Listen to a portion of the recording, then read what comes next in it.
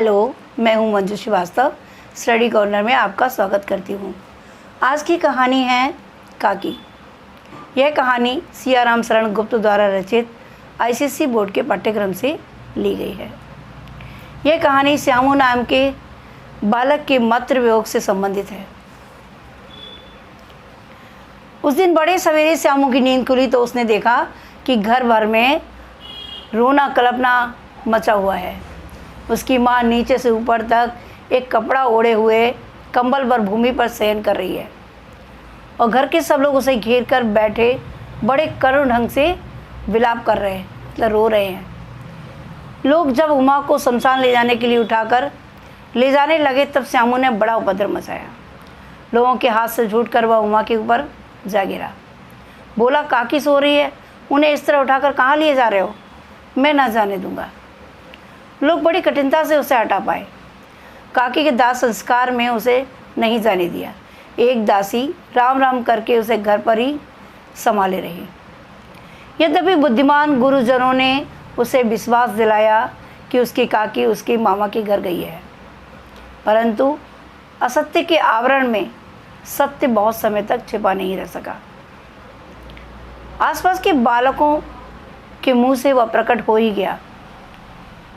यह बात उससे छिपी ना रह सकी कि काकी कहीं नहीं ऊपर राम के यहाँ गई है।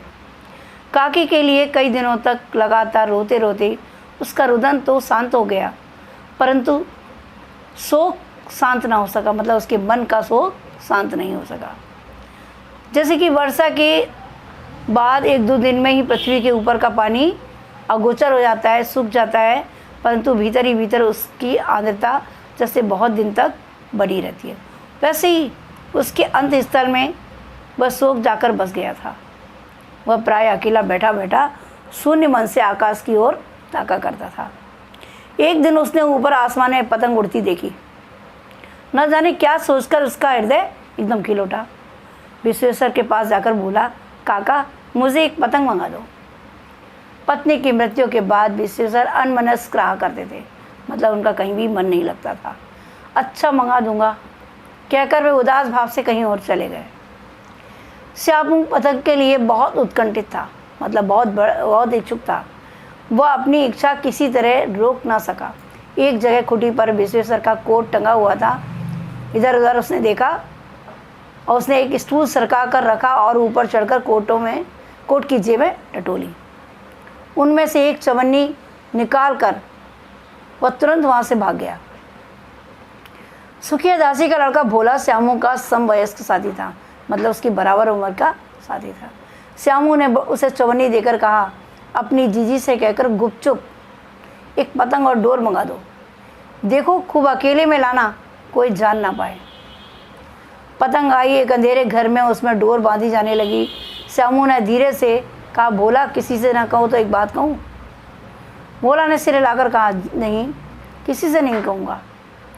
श्यामू ने सिरे लाकर कहा, मैं यह पतंग ऊपर राम के यहाँ भेजूँगा, इसे पकड़कर काकी नीचे उतरेगी। मैं लिखना नहीं जानता, नहीं तो इस पर उनका नाम लिख देता। भोला श्यामू से अधिक समझदार था। उसने कहा, बात तो बहुत अच्छी है, परंतु एक कठिनता है। यह डोर पतली है, इससे पकड़कर काकी उतर नहीं सकती, इसके टूट जाने का डर है। पतंग में मोटी रस्सी हो तो सब ठीक हो जाएगा। श्यामू गंभीर हो गया। मतलब यह कि बात लाख रुपए की सुझाई गई, परंतु कठिनता यह है कि मोटी रस्सी के लिए पैसे कहाँ से आएँ? पास में दाम है नहीं, और घर के जो आदमी है उसकी काकी को बिना दया माया के जलाया है। वे उसे इस काम के लिए कुछ पैसे नहीं देंगे, के लिए कुछ नहीं देंगे। उस दिन श्यामू को चिंता के मारे बड़ी रात तक, मतलब देर तक नींद नहीं आई। पहले दिन की तरकीब से दूसरे दिन उसने विश्वेश्वर के कोट से 1 रुपया निकाला और ले जाकर भोला को दिया और बोला, देख भोला, किसी को मालूम ना होने पाए, अच्छी अच्छी 2 रस्सियाँ मंगा दे। एक रस्सी छोटी पड़ेगी। जवाहर भैया से मैं एक कागज़ पर काकी लिखवा रखूँगा। नाम की चिट रहेगी तो पतंग उन्हीं के पास पहुँच जाएगी। 2 घंटे बाद प्रफुल्ल मन से, मतलब खुश होके प्रसन्न मन से श्यामू और भोला अंधेरी कोठरी में बैठे बैठे पतंग में रस्सी बांध रहे थे। अचानक शुभ कार्य में विघ्न की तरह उग्र रूप धारण किए हुए विश्वेश्वर वहाँ आ घुसे और भोला और श्यामू को धमकाकर बोले, तुमने हमारे कोट से रुपया निकाला है। भोला सकपकाकर एक ही डांट में मुखबिर हो गया। बोला, श्यामू भैया ने रस्सी और पतंग मंगाने के लिए निकाला था। विश्वेश्वर ने श्यामू को 2 तमाचे जड़कर कहा, चोरी सीखकर जेल जाएगा। अच्छा, तुझे आज अच्छी तरह समझाता हूँ। यह कहकर फिर तमाचे जड़े और कान मलने के बाद पतंग फाड़ डाली। अब रस्सियों की ओर देखकर कहा, ये किसने मंगाई? भोला ने कहा, इन्होंने मंगाई थी। कहते थे इनसे पतंग तान कर काकी को राम के यहाँ से नीचे उतारेंगे। विश्वेश्वर हतबुद्धि, मतलब कुछ सोच पाने की अवस्था में नहीं थे, खड़े रह गए। उन्होंने फटी हुई पतंग उठाकर देखी, उस पर चिपके हुए कागज़ पर लिखा हुआ था काकी। तो यह थी आज की कहानी। कहानीकार ने यह चित्रित किया कि बालकों का हृदय अत्यंत कोमल और भावुक तथा संवेदनशील होता है।